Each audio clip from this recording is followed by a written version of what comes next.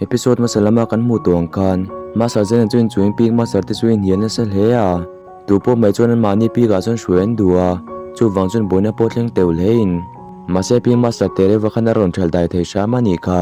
chumin hu assistar zau pana bai pui tur chung hakin alo ding meka mase chu ti lai tak chuan dawro pik master kha ron langin sister zau in hena chuan bai pui to kanum lo thu chu ron shilin direct offer chu ron penghala pi ke nga nge lu tu tina ron zo ta ni ani chuan ol master zena sanu pi ga nge lu tu thu soya chu chu shin mi zong zong po chun pu chiang hle a chan chu chu pi chu rai tak chung khar khi bani to wang ani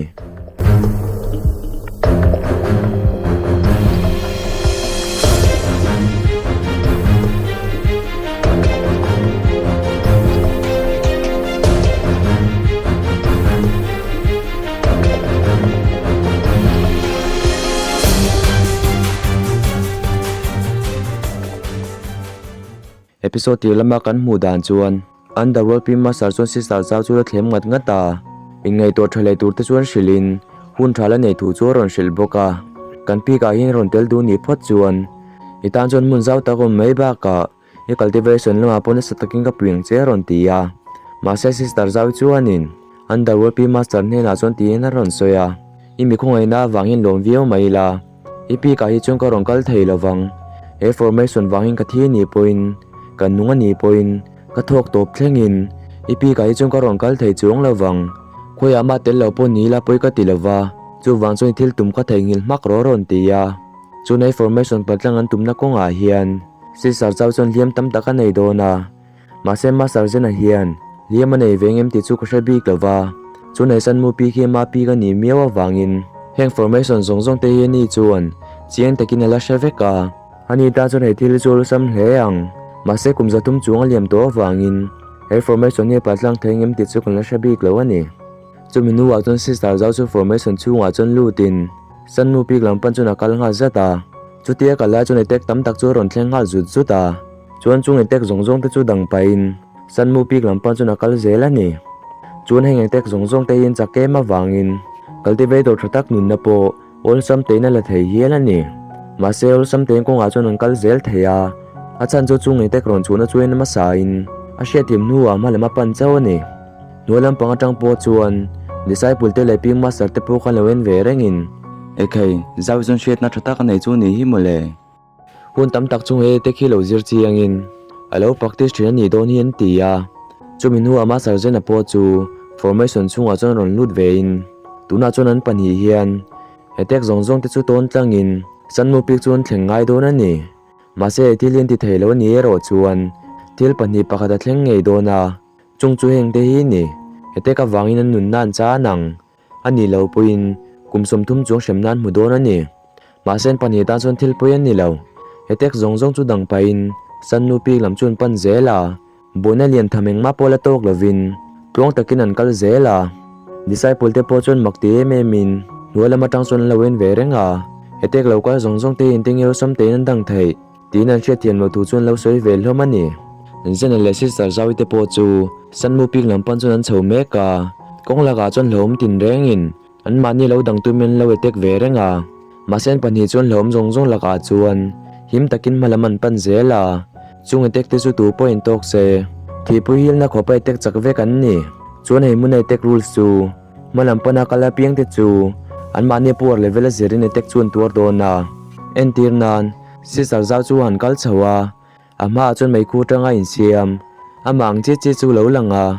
chu chon sister zaw men body chu ron etek hialani om zia chu he kai long costume piang tian mani ang che chia an po nei za che nei ve nen chu nei fai dang ai don ani chu chu chana ni ta ka wang chuan he te share sa me ma sister zaw pon liam le nge nge thin ani ma se je nai ro chu nei har sat na ma tok ve lawa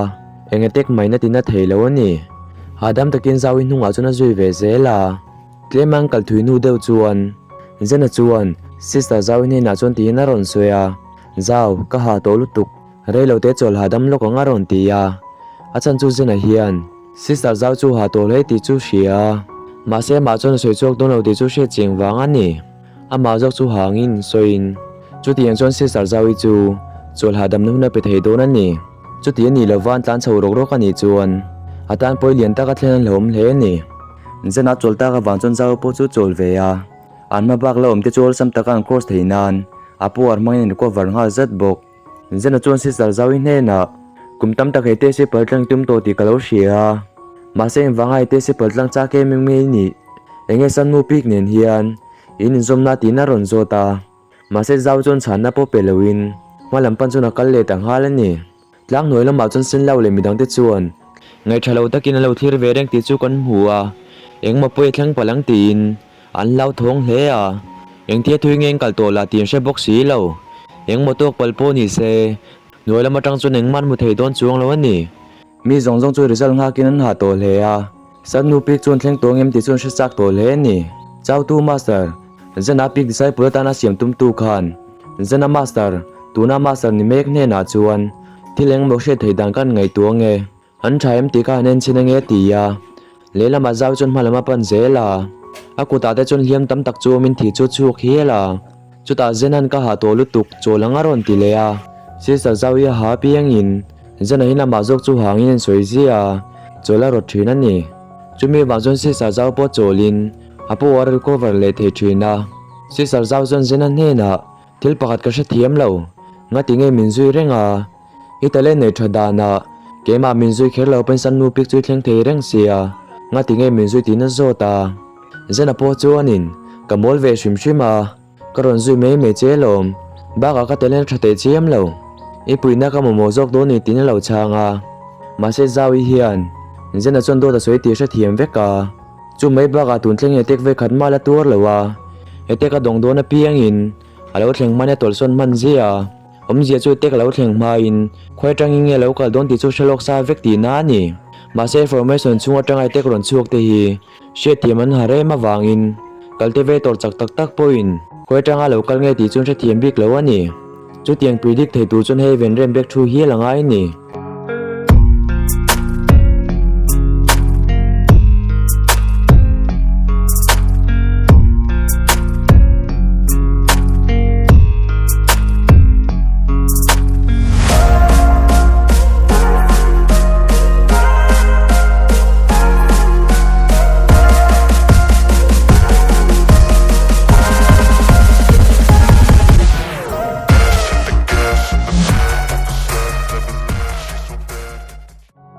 zen chon tek zong zong chu samte apal tang vek the wangin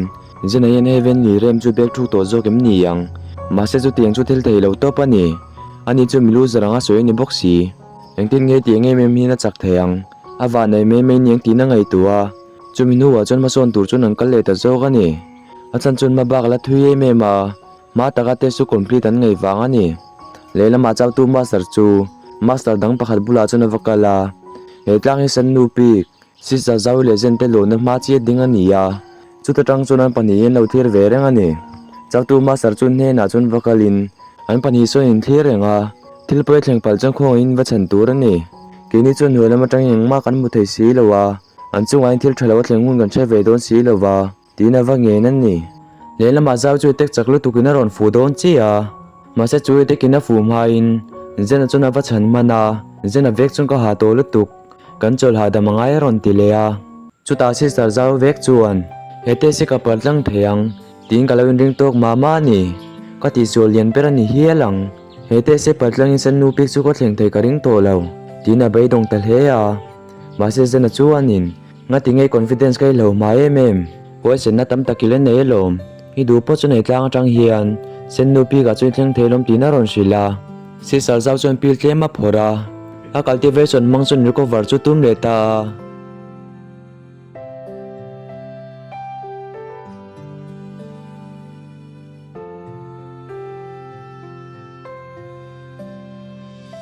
claim in recover nu chun kal chun zum le ta ni underworking master khan sister zaw kha lo thlir ve renga